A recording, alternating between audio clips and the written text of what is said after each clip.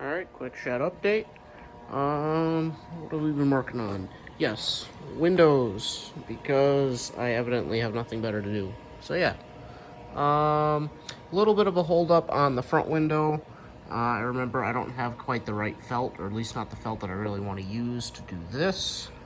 So hopefully I'm gonna snatch some from the school's upholstery lab today and get that glued in, and then this front one can go together. Everything else is done. It's all ready to go. Back one, that was today's project. Went through and got everything all lubed up. No more squeaky. Very nice. That is lovely. I like that.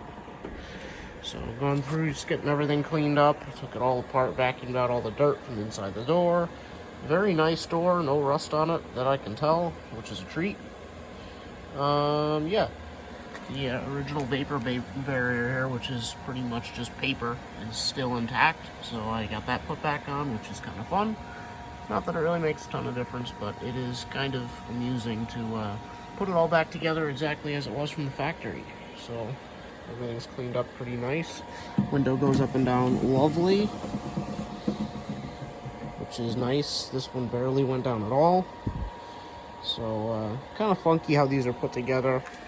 There's these little access panels you take off on both sides of the door, and you kind of have to go sideways with the window and out, and the corners go through those access holes, so it's a pretty tight fit, but worked out. And then there's this little, it's like a little filler piece that goes in here inside. That's a continuation of this channel, this fuzzy channel, and I gotta take that out, and it's a whole process, but nothing too crazy, nothing I certainly can't handle. But yeah, very happy with how that's come out. So figured I'd make a quick video before I put the door panel on. Very surprised the door panels are in as good a shape as they are. They are extremely stretched or shrunk. You can see that's supposed to be flat like this. The whole bottom edge is just curled inwards on itself. It's barely there. But they do look quite presentable, just a little bit, you know, pulled a little tighter than they maybe should be, I guess. But yeah, we'll get that put on in the next couple minutes, and this little project will be done. So now I gotta do that one. That'll probably be either tomorrow morning or sometime on Saturday. And the driver one, that is all done, except I just have to put the new fuzzies in, because I did that one last semester. So hopefully we can get this done sometime this week, have this whole little project wrapped up, and move on to the parts car, because that's got to get cut up. So yeah, that's what we got going on. Alright, quick shed update. Today we are doing some mechanical type of stuff. I think I went through and outlined what was going on with the windows, so I won't go over that. Mechanical stuff, yes. Axle. So I am getting ready to tear the parts car apart, and I want to have this thing drivable for the most part. In the event that the parts car is in here for longer than anticipated, I don't want any of the work that I have to do on it to be stuff that I can't necessarily do outside of this shed. Granted, I still have to pull the transmission out, but it's besides the point.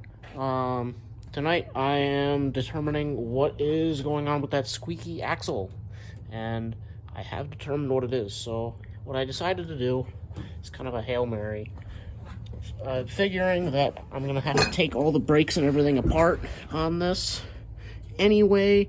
If I were to change the axle out, I decided that why not just take the brakes apart now, disconnect everything, and see if the squeak goes away. And so what I did is I made these little plugs. I just got a little scrap of brake line and welded the end shut. A little sketch, but that's okay. I made sure they weren't gonna pop on me or anything, and they did not, so that's good. But I disconnected the lines, put those little plugs in there so that the brakes still work, and just took all the stuff out of here. And yeah, squeak went away. I took her on a 10-mile drive just to make sure because it seemed to squeak more when everything was warmed up. Went for a nice cruise, not squeaking, very good. That means I don't have to change out my axle, which is epic. So yeah, now I'm in the process of putting it all back together. I'm going to get some fellas over and we are going to bleed the brakes, because as you can see, I lost a little bit of fluid out of these lines. But yeah, I'm very happy with that. I'm somewhat proud of myself for figuring that out. And that would have been very frustrating if I went and swapped everything over, put all these brakes together on the new axle, and it still squeaked. That would have been most aggravating. So, pretty happy with my rare moment of cleverness. So, yeah. Alright, I guess that's it for tonight. I guess next on the list is, as soon as the parts get in, I gotta drop the tranny and get the throwout bearing replaced and some other stuff. But yeah, when that happens, you will all be notified.